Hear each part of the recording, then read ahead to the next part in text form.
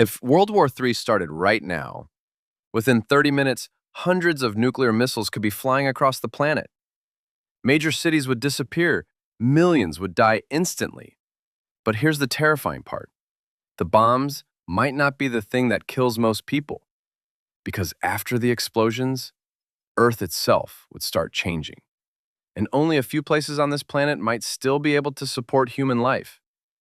Scientists call this scenario nuclear winter.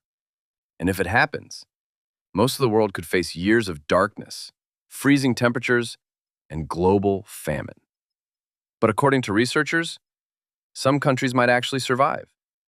Let's start with the ones least likely to be hit. In a global war, nuclear weapons would hit strategic locations first. That means major capitals, military bases, economic centers.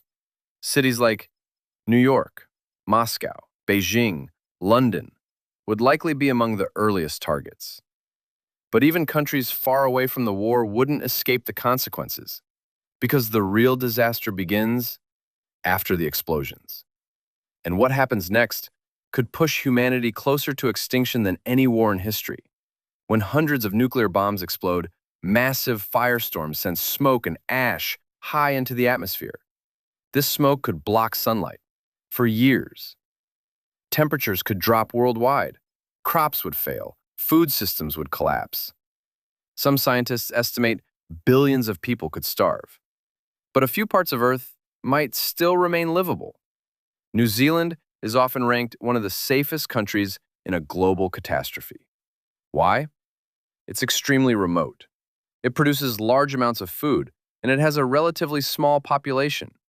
Even if global trade collapsed, New Zealand could likely feed its people. Iceland. Iceland has something incredibly valuable in a disaster: energy. Most of its power comes from geothermal energy, which would keep running even if global systems failed. And its fishing industry could provide food, even during a nuclear winter. Australia. Australia has massive agricultural land, and because it sits far from many nuclear targets, it might avoid the worst direct damage. Some studies suggest it could continue producing food even if global temperatures dropped. But here's something most people don't realize. Even if you live in one of these countries, survival still wouldn't be guaranteed. Because the biggest danger might not be nuclear war. It might be what humans do afterward. History shows that when resources disappear, societies can collapse. Food shortages can cause riots, conflict, mass migration. So the countries that survive best may not just be remote, they may be the ones with stable governments and strong communities. The truth is, there is no truly safe place on Earth during a global nuclear war. Even remote islands would feel the climate effects. But humanity is incredibly resilient. If World War III ever happened, somewhere on this planet, people would survive. And one day, they would rebuild civilization. So here's the question.